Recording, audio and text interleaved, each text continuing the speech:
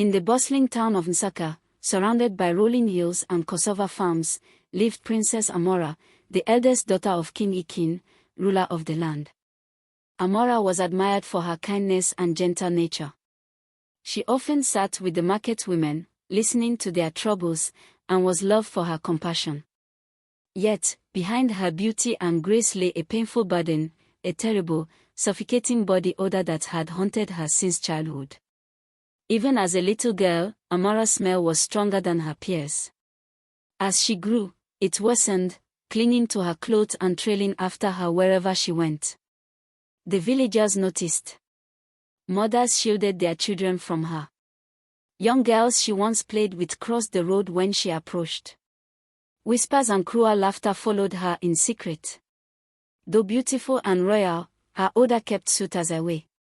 Princes and wealthy men came, eager to marry a king's daughter, until they came close. The stench drove them off. Despite her smile and gentle heart, Amara remained alone. Many days, she locked herself in her room, staring out at the farmlands, praying for a man who could love her despite her flaw. But hope felt like a distant dream. One hot evening during the New Yam festival, the sound of drums, laughter, and ululations filled the air. From her chamber window, Amara saw people dancing around the bonfire, their wrappers swirling in bright colors. Longing stirred in her chest. She slipped quietly into the crowd, standing in the shadows to watch. For a moment, she smiled, swaying slightly to the music. But then the wind shifted. Her odor swept across the square. Drummers slowed. Dancers stopped. Faces turned, brows furrowed. Laughter ceased. Some villagers clutched their noses. The same people who moments ago danced joyfully now whispered and mocked. Humiliated, Amara's eyes filled with tears. She fled, heartbroken, into the bush, crouching beneath a tree, trembling. Then, a steady drumbeat drew near. Out of the darkness emerged a young man, handsome and smiling, carrying a hand drum. His name was Obi, a drummer from a neighboring village. "Why did you stop dancing?" he asked kindly. "You moved with such freedom." Startled, Amara whispered, You must smell me. Why are you here? Everyone else runs away." Obi only smiled. "I don't care about that. I saw your joy when you danced. Don't let their mockery stop you. Dance again, princess. Dance for yourself." Something in his voice touched her. Hesitant at first, she rose as Obi drummed. Slowly she swayed, then spun, then leapt, her body moving like water. The rhythm carried her. For the first time in her life, Amara felt completely free, completely seen. When she stopped, breathless, Obi's eyes shone with admiration. They laughed together, hearts light. Before leaving, he asked if she would meet him again in the same spot. Overjoyed, Amara agreed. Days turned to weeks. Every afternoon, she sneaked away to Obi.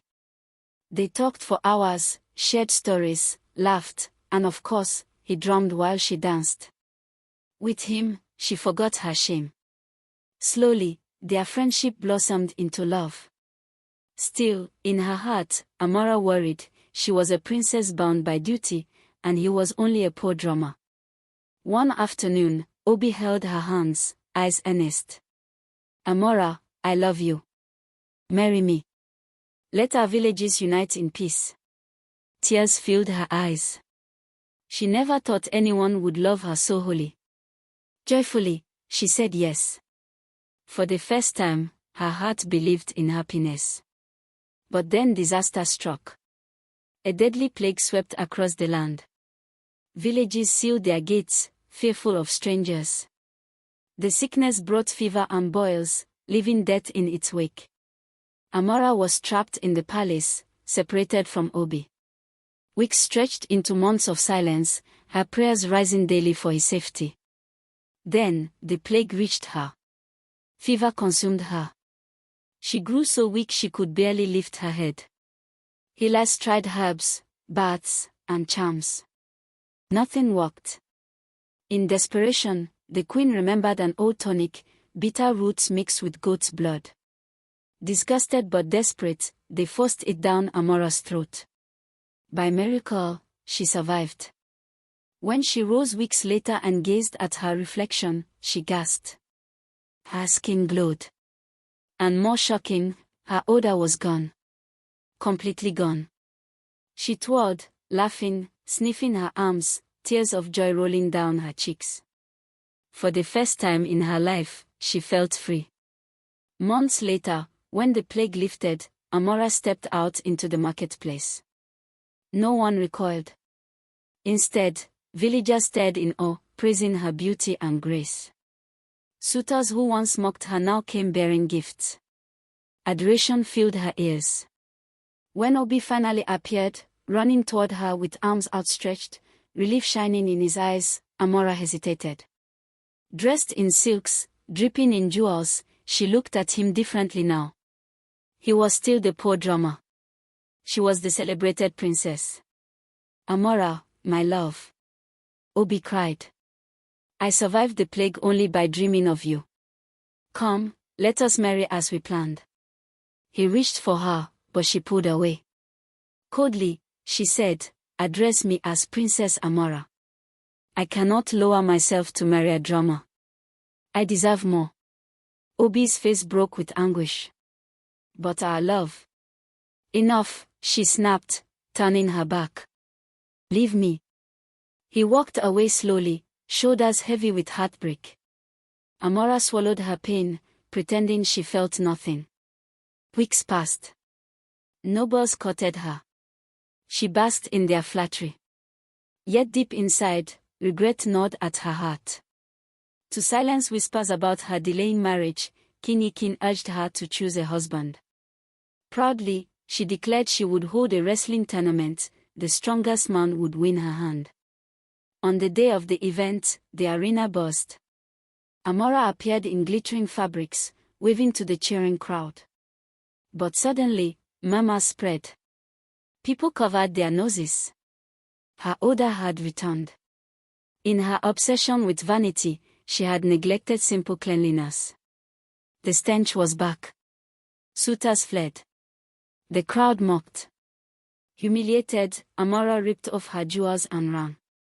Across the field stood Obi, watching silently. He walked toward her.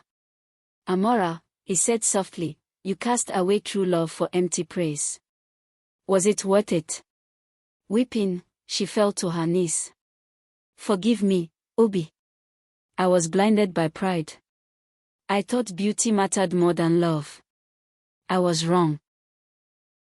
Moral lesson. True love sees beyond flaws and imperfections. Pride and vanity may win fleeting admiration, but they destroy what matters most. We must cherish those who love us genuinely, for their worth is greater than any crown or outward beauty.